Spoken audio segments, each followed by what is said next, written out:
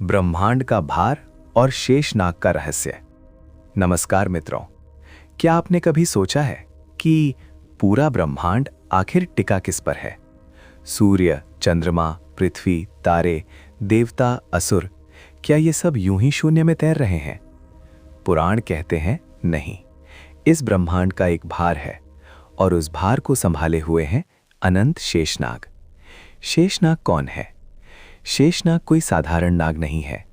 उन्हें अनंत, आदिशेष और शेषनाग कहा जाता है। वे स्वयं भगवान विष्णु के परम भक्त और सेवक हैं। कहा जाता है, जब सृष्टि की रचना हुई तो ब्रह्मांड के संतुलन के लिए एक ऐसे आधार की आवश्यकता पड़ी जो अडिग हो, अचल हो, अमर हो। तभी भगवान विष्णु ने अपने अंश से शेषनाग को उत्पन्न किया। ब्रह्मांड का भार किस पर है? गरुड़ पुराण और विष्णु पुराण के अनुसार पूरी पृथ्वी, सातों लोक और आकाश शेषनाग के फनों पर टिका हुआ है। उनके हजारों फन हैं और हर फन पर एक एक ब्रह्मांड टिका है। कल्पना कीजिए, अगर शेषनाग एक क्षण के लिए भी हिल जाएं तो प्रलय निश्चित है। जब शेषनाग थकते हैं, पुराणों में एक अद्भुत रहस्य बताया गया है।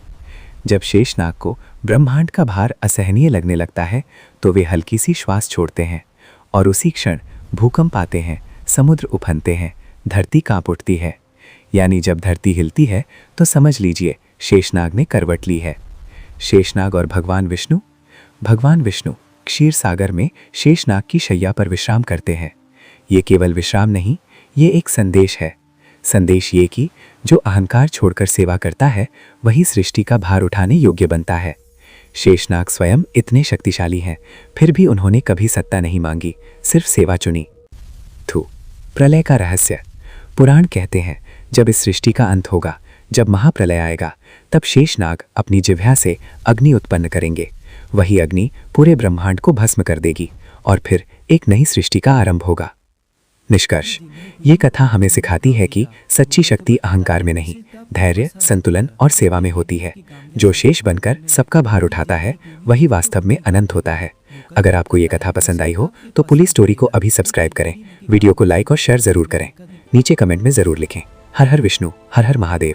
जुड़े रहिए हमारे साथ, क्योंकि हर पौराणिक कथा में एक गहरा रहस्य छिपा है।